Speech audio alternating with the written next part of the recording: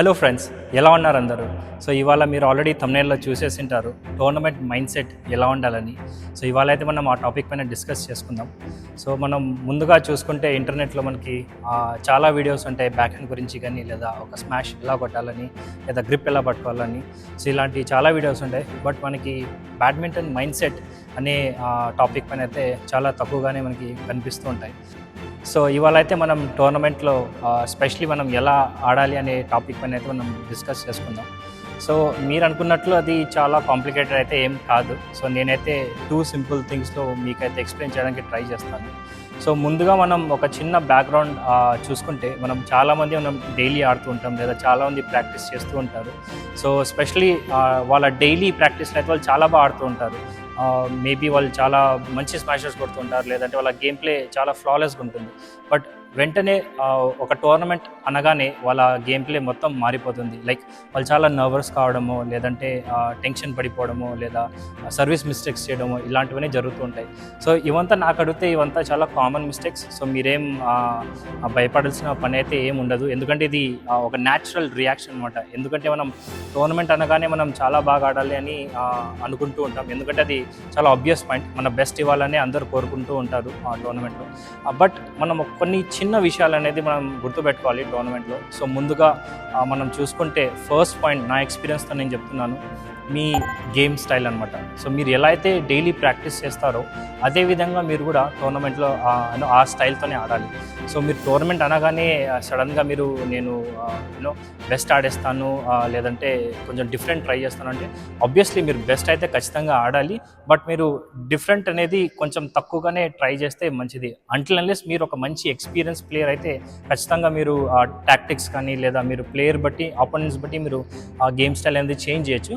But basic ఏముండాలంటే మీ game style. ఒకవేళ మీరు అటాకింగ్ ప్లేయర్ అయితే ఖచ్చితంగా మీరు దానిపైనే ఫోకస్ చేయండి. మీరు సడన్లీ డిఫెన్స్ వెళ్ళిపోవడం, లేదా ఒకవేళ మీరు డిఫెన్స్ ప్లేయర్ అయితే సడన్గా అటాకింగ్ వెళ్ళిపోవడం, ఎస్ ఇవంతా మీరు రోల్ ప్రకారం మారుతూ ఉండాలి. బట్ ఖచ్చితంగా మీ కోర్ స్ట్రెంత్ ఏదైతే ఉంటుందో అందులో మాత్రం మీరు ఏ చేంజెస్ చేయకూడదని నా ఎక్స్పీరియన్స్తో నేను చెప్తున్నాను. సో మీ గేమ్ స్టైల్ అనేది జస్ట్ మీరు ఎలా ఆడతారో ప్రాక్టీస్లో, లేదంటే మీరు డైలీ ఎలా ఆడతారో మీ ఫ్రెండ్స్, మీ కొలీగ్స్తో, దెన్ డెఫినెట్లీ మీరు అలాగే కంటిన్యూ చేయండి. సో మీరు కొత్త వేరియేషన్స్ చేస్తే దెన్ డెఫినెట్లీ మిస్టేక్స్ అయ్యే అవకాశం చాలా ఉంటాయి. సో అవి డెఫినెట్లీ మీరు అవాయిడ్ చేయాలి. So just play your natural game అంటాను. సో అది మనకి ఫస్ట్ ఆస్పెక్ట్ అనమాట. రెండోది వచ్చేసి చాలా ఇంపార్టెంట్. సో మరి మనం టోర్నమెంట్లో చూస్తూ ఉంటాం, లెట్స్ సే పాయింట్ అయిపోయింది అనుకున్నాం, సో మధ్యలో గ్యాప్ ఇవ్వకుండా చాలామంది వెంటనే సర్వీస్ చేస్తూ ఉంటారు త్వరగా. సో మీరు నాకు అడిగితే ఖచ్చితంగా మీరు కొంచెం గేమ్లో అనేది పాజ్ అయితే ఇవ్వాలి. సో పాజ్ ఇవ్వకుంటే ఏమవుతుందంటే, లెట్స్ సే మీ అపోనెంట్స్ చాలా బాగా ఆడుతున్నారు, సో వాళ్ళు ఏం చేస్తారంటే మొమెంటం బ్రేక్ కాకూడదని వాళ్ళు కంటిన్యూస్గా సర్వ్ చేస్తూ ఉంటారు. సో మనం కూడా వాళ్ళ ఫ్లోలో వెళ్ళిపోతూ ఉంటాం. సో మనం ఇక్కడ మోస్ట్ ఇంపార్టెంట్ ఏం చేయాలంటే, మనం ఫ్లో అనేది ఆపేయాలి. సో ఫ్లో ఆపేయాలంటే మనం ఏం చేయాలి, కొంచెం టైం తీసుకోవడం కానీ, లేదంటే కొంచెం టైం అవుట్, చిన్న బ్రేక్స్ తీసుకోవడం కానీ, లేదంటే ఏదైనా టాక్టిక్స్ మాట్లాడడం కానీ మీ పార్ట్నర్తో. సో ఇలాంటివి మీరు చేయాలి. సో మీరు మొమెంటం అనేది ఖచ్చితంగా బ్రేక్ చేస్తే మీ అపోనెంట్స్ మొమెంటం కూడా బ్రేక్ అవుతూ ఉంటుంది. సో అలా చేసినప్పుడు అయితే మీరు డెఫినెట్లీ పాయింట్స్ కంబ్యాక్ చేసే ఉంటుంది మీ టోర్నమెంట్ గేమ్లో అయితే.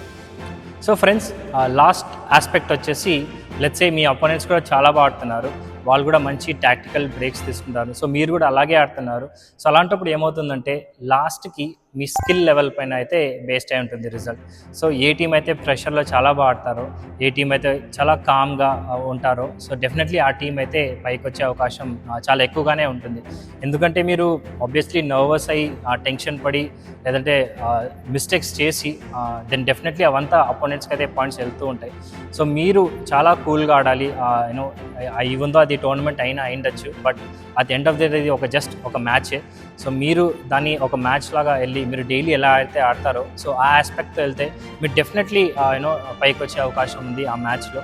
సో మీ అపోనెంట్స్ ఎంత స్ట్రాంగ్ అయినా పర్లేదు, సో ఎవరైనా సరే at end of the day మీరు షటిల్ ఒక ర్యాకెట్తోనే ఆడతారు. సో మీరు చాలా సింపుల్ మైండ్ సెట్, సింపుల్ ప్రాసెస్తో వెళ్తే మీకు రిజల్ట్ అనేది వచ్చే అవకాశాలు అయితే ఎక్కువ ఉన్నాయి. ఎందుకంటే అది ఎక్కువ కాంప్లికేటెడ్ కూడా ఏం కాదు. మనం ఎంత నర్వస్ అయితే, ఎంత టెన్షన్ పడితే అది మనకే ఎక్కువ లాస్. సో మీరు ఎలాగో ఒకవేళ ఓడిపోయినా సరే పర్లేదు, మీ బెస్ట్ ఇచ్చి మీరు ఓడిపోతే అదొక సాటిస్ఫాక్షన్ ఉంటుంది. బట్ మీరు బెస్ట్ ఇవ్వకుండానే మీరు ఓడిపోతే డెఫినెట్లీ అది మీకైతే చాలా బాధగానే ఉంటుంది ఎవరికైనా. సో నేను అదే అంటాను, మీరు మీ ప్రాసెస్ని ట్రస్ట్ చేయండి, మీ స్కిల్ని ట్రస్ట్ చేయండి, ప్రాక్టీస్ చేయండి డైలీ. అండ్ కూల్గా ఆడండి, నర్వస్ అవ్వాల్సిన ఏం అవసరం లేదు. ఎస్, మీరు టెన్షన్ పడడం అదంతా న్యాచురల్లే, అది న్యాచురల్ రియాక్షనే. ఎందుకంటే మీరు అందరూ కానీ బాగా ఆడాలనే అనుకుంటారు టోర్నమెంట్లో. సో మీరు just be in the moment, ఆ మూమెంట్లో మీరు బాగా ఆడండి, బీ కూల్. సో మీరు డెఫినెట్లీ రిజల్ట్స్ అయితే మీకు వస్తాయి. సో ఐ హోప్ మీకు ఇది హెల్ప్ఫుల్ అయింది అని అనుకుంటున్నాను. ఒకవేళ మీకు నచ్చితే మీరు డెఫినెట్లీ ఛానల్కి అయితే సబ్స్క్రైబ్ చేయండి, లైక్ చేయండి. మీ థాట్స్ ఏమైనా ఉంటే మీరు డెఫినెట్లీ మీరు కామెంట్స్లో కూడా మీరు యాడ్ చేయొచ్చు. And I hope that will be helpful for every one. And మీకోసం ఇంకా ఇలాంటి వీడియోస్ చాలా అయితే వస్తూ ఉంటాయి. మేము ఇంకా చాలా మంచి కాంటెంట్ మీకోసం ప్లాన్ చేసాము. సో డెఫినెట్లీ ఈ ఛానల్ని అయితే సబ్స్క్రైబ్ చేయండి. So the badminton kid back signing off.